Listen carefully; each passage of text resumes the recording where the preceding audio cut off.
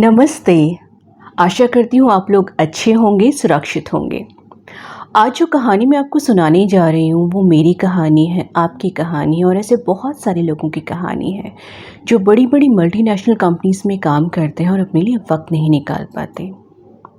आज ये कहानी मैं आपको सुनाऊंगी उसी की ज़ुबानी जिसकी ये कहानी है। मेरे पति की मृत्यु को बस एक ही हफ्ता बीता था। मुझे कुछ इम्पॉर्टेंट डॉक्यूमेंट खोजने थे तो मैंने उनकी कबर्ड खोली। जब मैंने उनकी कबर्ड खोली तो बहुत सारे डॉक्यूमेंट्स के बीच में, उनके सामानों के बीच में एक सीक्रेट कंपार्टमेंट था। उस सीक्रेट कंपार्टमेंट को देखकर मेरा दिल बहुत ज़ोर से धड़कने लगा। ऐसा क्या है इसमें जो मुझे नहीं पता? उन्होंने मुझे इसके बारे में कभी आज तक बताया क्यों नहीं? कहीं कुछ ऐसा ना हो जो मुझे अंदर तक तोड़ दे, कहीं कुछ ऐसा ना हो जो बिल्कुल अनएक्सपेक्टेड हो। ये सब मन में ख्याल आ रहे थे, लेकिन डरते डरते, घबराते हुए मैंने उस कंपार्टमेंट को खोला। जब मैंने अंदर हाथ डाला तो कुछ क्रिस्पी कागज़ों जैसी फीलिंग आई मेरे हाथ में। मैंने कबर्ड को पूरा खोल दिया। उस कबर्ड में बहुत सारी पतंगें थीं।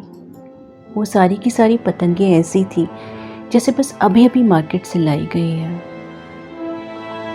उन पतंगों को देखकर मेरा दिल बैठ गया, क्योंकि मुझे याद आ रही थी अपने पति की वो बातें जब वो मुझसे कहा करते थे कि उन्हें पतंग उड़ाना बहुत पसंद है। मैंने उनसे पूछा, अगर आपको पतंग उड़ाना इतना पसंद है तो उड़ाते क्यों नहीं हो? वो मुस्कुराकर बोले, अरे कहाँ टाइम मिलता है, सुबह से लेकर शाम तक काम में निकल जाती है। मैंने कहा, चलो ना इस बार संडे को पतंग उड़ाएंगे। तो उन्होंने कहा, नहीं इस संडे को तो मुझे थोड़ा काम है, कुछ ओवर टाइम करना पड़ेगा। हाँ लेकिन किसी न किसी संडे को उड़ाएंगे ज़रूर। और वो संडे कभी नहीं आया। इसके एक हफ्ते बाद मेरे दोनों बेटे घर आए। उन्होंने देखा मैंने घर के दरवाजे के पास बहुत सारी पतंगों का ढेर लगाया हुआ है। मेरे बच्चे देखकर चौंक गए और बोले, माँ ये क्या, इस वक्त कौन पतंग उड़ाएगा?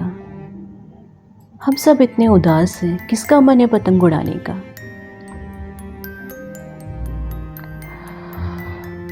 मैंने एक गहरी सांस ली और बोला, बेटा तुम्हारे पापा ये पतंगे उड़ाना चाहते थे, बहुत शौक था उन्हें पतंग उड़ाने का, पर जिम्मेदारियों के बीच में वो कभी वक्त ही नहीं निकाल पाए इन पतंगों को उड़ाने का। मेरे बड़े बेटे ने कहा कि अच्छा इसमें से कुछ पतंगे मैं अपने साथ ले जाता हूँ, और छोटे वाले ने भी कहा कि मैं भी कुछ पतंगे अपने साथ लेके जाऊँगा माँ। कुछ दिनों बाद वो दोनों अपने अपने घर चले गए साथ में पतंगे लेकर। बस उसके एक ही हफ्ते बाद मेरे दोनों बेटे घर आए और बोले कि माँ हम कैंपिंग के लिए जा रहे हैं। मैंने कहा, कैंपिंग? कहाँ कैंपिंग करेंगे हम? मैंने कभी कैंपिंग नहीं की है। तो दोनों ने कहा, हमने भी कहाँ की है, चलो ना हम मिलके कैंपिंग करेंगे। और हम निकल पड़े कार में माउंटेन्स की ओर। और वहाँ हम तीनों ने मिलके वो सारी पतंगे उड़ाई जो मेरे पति कभी नहीं उड़ा पाए थे। जब मैंने आसमान में उड़ती हुई उन पतंगों को देखा तो मुझे लगा जैसे कहीं ना कहीं वो भी हमें देख रहे हैं और बहुत खुश हैं अपनी पतंगों को आसमान में ऊंचा उड़ता हुआ देखकर। वो पतंगे जो वो खुद कभी नहीं उड़ा पाए थे। अब मेरा सवाल आपसे है दोस्तों, आपने अपनी पतंगों का क्या किया? आपकी पतंगे कबर्ड में रखी हुई हैं या आप उड़ा रहे हैं अपनी पतंगे? आपकी पतंगे कुछ भी हो सकती हैं। आपको घूमना पसंद है, परिवार के साथ मूवी देखना पसंद है, गाना गाना पसंद है, गिटार बजाना पसंद है। इनमें इनमें से कुछ भी हो सकती है आपकी पतंग। अपनी पतंगों को कबर्ड में रखा मत छोड़िए, जाइए बाहर और उड़ाइए अपनी पतंगें ऊंचे आसमान में। और जब आप ये पतंगे उड़ाएंगे तो बताइएगा ज़रूर।